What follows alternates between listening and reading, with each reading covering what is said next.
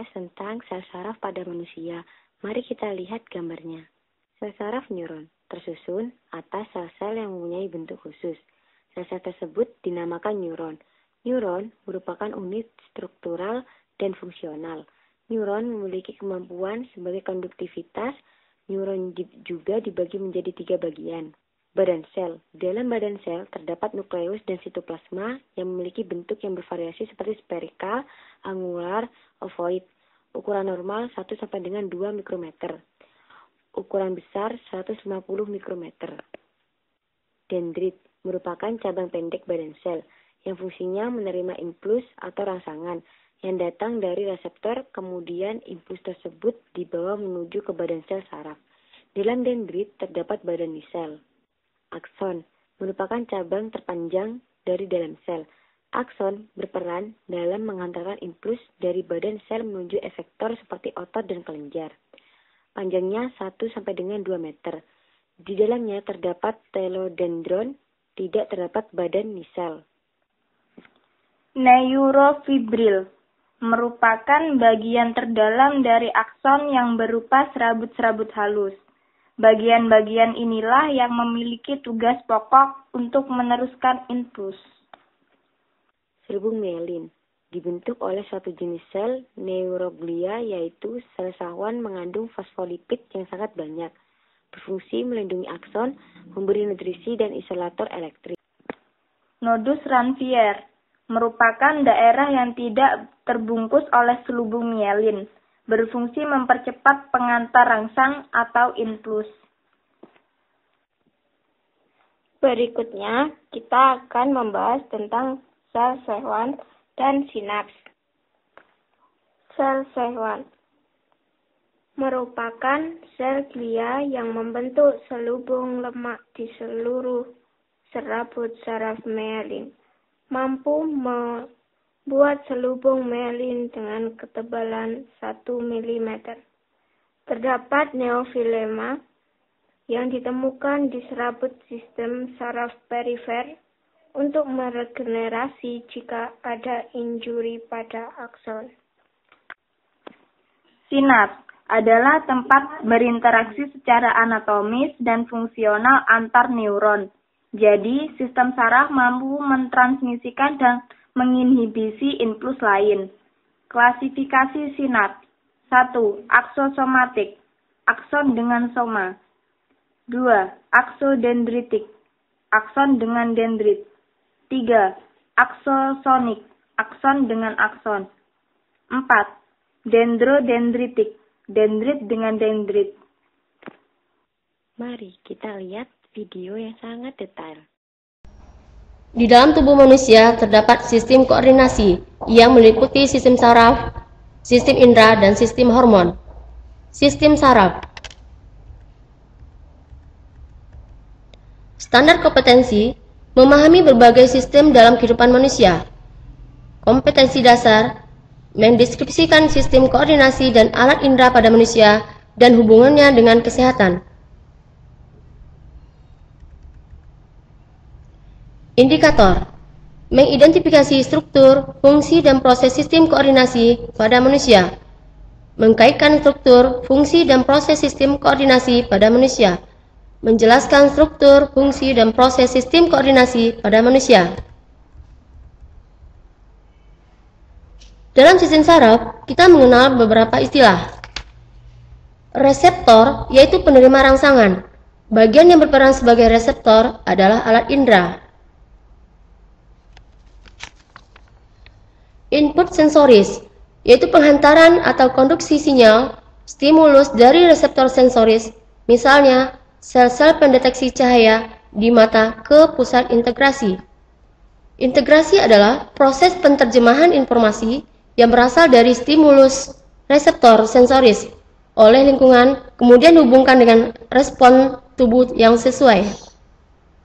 Output motoris, penghantaran sinyal dari pusat integrasi ke sel-sel efektor, sel-sel otot dan kelenjar yang mengaktualisasikan respon tubuh terhadap stimulus tersebut.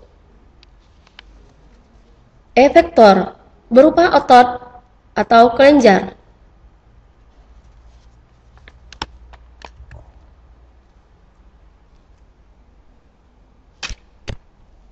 Bagian-bagian sel saraf yang disebut dengan neuron. 1. Dendrit. Berupa serabut pendek sitoplasma pada badan sel yang bercabang-cabang, berfungsi menerima dan menghantarkan rangsangan dari luar ke badan sel saraf. 2. Neurit atau akson. Merupakan serabut panjang dari sitoplasma, berfungsi menghantarkan rangsangan dari badan sel saraf satu ke sel saraf lain.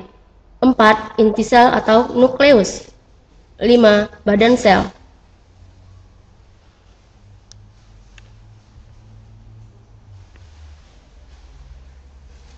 Berdasarkan fungsinya, neuron dibedakan menjadi 3. 1. Neuron sensorik.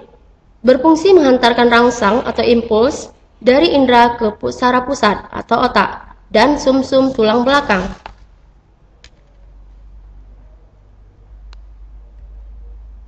2. Neuron motorik. Berfungsi menghantarkan rangsang atau impuls dari saraf pusat otak atau sumsum tulang belakang ke otot atau kelenjar. 3. Neuron penghubung atau konektor. Berfungsi meneruskan rangsangan dari saraf sensori ke saraf motorik.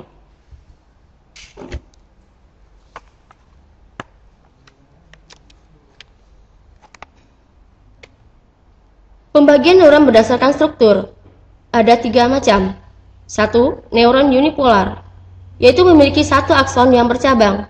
2. Neuron bipolar, memiliki 1 akson dan 1 dendrit. 3. Neuron multipolar, memiliki 1 akson dan sejumlah dendrit.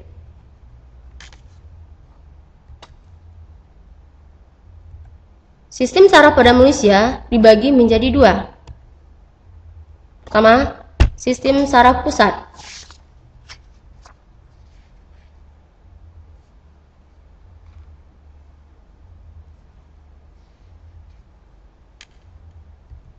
Kedua, sistem saraf tepi.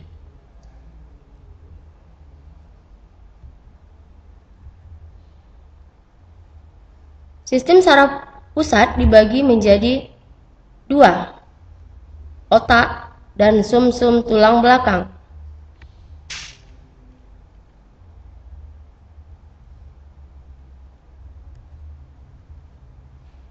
Saraf tepi terbagi menjadi 2.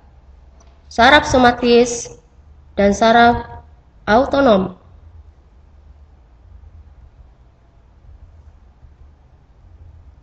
Otak dibedakan menjadi 3 macam. 1. Cerebrum atau otak besar.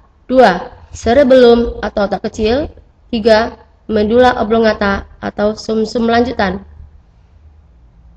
Saraf somatis terbagi menjadi saraf kranial dan saraf spinal.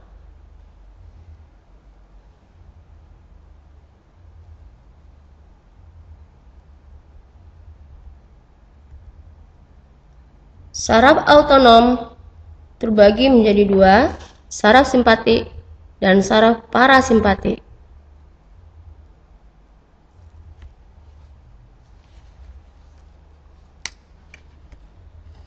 Otak besar atau cerebrum memiliki permukaan yang berlipat-lipat. Otak besar merupakan pusat pengaturan ingatan, kecerdasan, kesadaran, dan keinginan.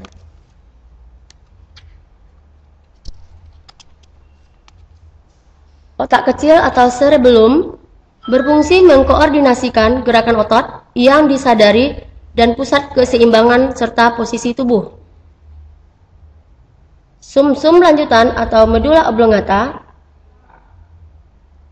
juga disebut batang otak, merupakan penghubung sumsum tulang belakang dengan otak yang berfungsi menghantarkan impuls yang datang dari sumsum tulang belakang ke otak.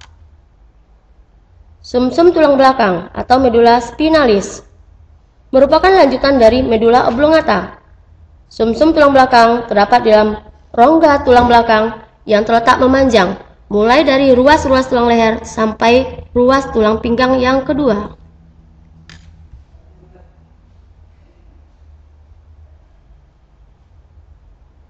Perbandingan otak pada beberapa jenis vertebrata.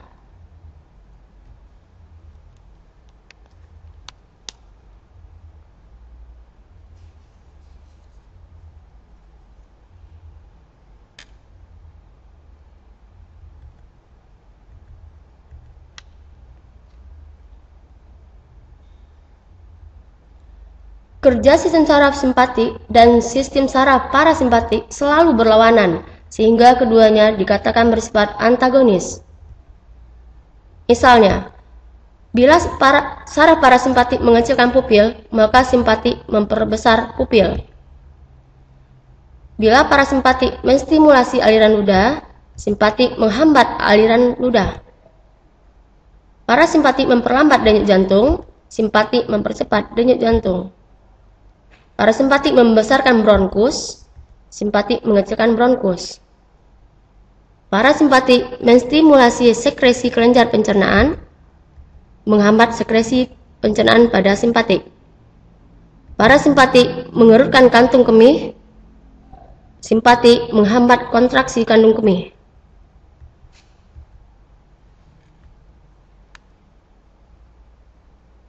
Terjadinya gerak. Gerak dibedakan menjadi dua. Pertama, gerak biasa. Contoh gerak biasa. Bila kita ingin menangkap bola yang datang ke arah kita, bola yang datang merupakan rangsangan yang diterima oleh indera penglihatan, yaitu mata. Rangsangan tersebut akan diteruskan ke neuron sensorik atau sel saraf sensorik, ke otak. Di dalam otak, rangsangan itu diolah, dan hasil pengolahan tersebut berupa pesan atau tanggapan. Selanjutnya, pesan segera diteruskan oleh neuron motorik sebagai perintah yang harus dilaksanakan oleh efektor atau otot. Otot yang menerima pesan tersebut akan memberikan tanggapan berupa gerak, yang dalam contoh ini kita menangkap bola. Jadi, jelaslah bahwa saat kita melakukan gerak menangkap bola, kita sadari. 2. Gerak refleks. Contoh gerak refleks, bila telapak tangan kita terkena benda yang tajam secara tidak sengaja, secara refleks atau tiba-tiba, kita akan menarik tangan kita dari benda tersebut. Timbulnya gerakan secara refleks tersebut merupakan reaksi cepat yang tidak disadari terhadap rangsangan. Mekanisme gerak refleks tersebut adalah bahwa rangsangan atau impuls berupa rasa sakit yang diterima oleh indera peraba, yaitu telapak tangan. Rangsangan akan diteruskan ke neuron sensorik, dan neuron sensorik rangsangan segera diteruskan ke neuron asosiasi atau neuron konektor di sumsum tulang belakang, dan tanpa diolah dalam otak, tanggapan langsung dikirim ke neuron motorik. Selanjutnya, dari neuron motorik, impuls segera disampaikan ke efektor, yaitu otot. Dalam contoh gerak refleks ini, otot memberikan tanggapan dengan menarik tangan kita dari benda tajam tersebut. Jadi, pada gerak refleks, impuls melalui jalan pendek atau jalan pintas.